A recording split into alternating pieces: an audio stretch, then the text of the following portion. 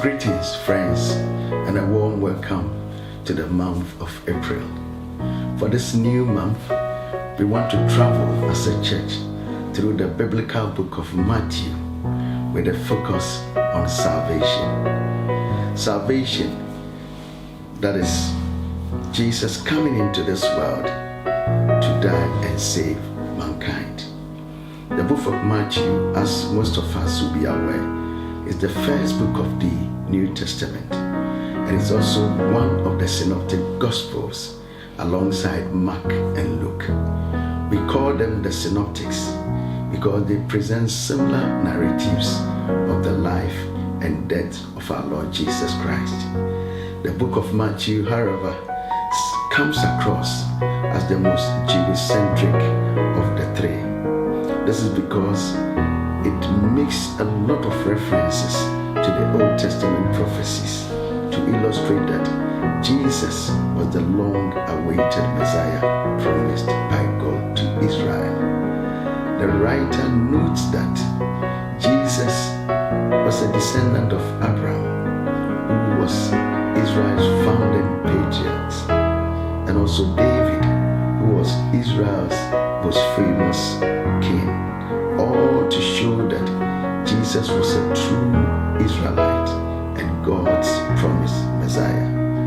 In the light of this, the book starts with a long genealogy of Jesus Christ and then zooms into his birth and life on earth until his death and resurrection, making references to several biblical prophecies. Matthew was a tax collector, people who were perceived as sinners by the Pharisees at their time. He was, however, called by Jesus to become a disciple, and it is recorded that he invited Jesus into his home for a feast, and along with this, he also invited some of his friends to come and dine with Jesus. When the Pharisees saw this, they complained to the disciples that why is your master eating with tax collectors and sinners? But on hearing this, Jesus replied, "It is not the healthy who needs a doctor, but the sick, and that he did not come to call the righteous, but sinners." This ties in very well with one of the early verses in the book, verse 21 of the first chapter, which states that a virgin shall conceive and give birth to a son.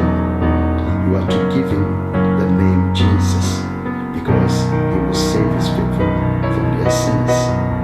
Matthew is therefore a living testimony, an epitome of the salvation that Jesus came to offer sinners. So come along with me as we explore this interesting book on the life, the death, and also the resurrection of Jesus Christ. It is just 28 chapters, which means that you can take a chapter every day of the month and you will conquer another book in the Bible. And interestingly, the book ends with the Great Commission, which enjoins Christians everywhere to take the good news of salvation to the world, to get men and women saved for the Lord. Join us for our in-person and online services on Sunday from 9:30 a.m. in our Piccadilly Church and also 10 a.m. in our Liverpool Church. You can also join us for our Friday prayer meetings dubbed Taking Territories from 8 p.m.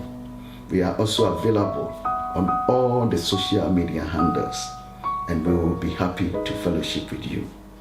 May the peace of God that transcends all understanding keep your minds and your hearts as we go through this new month.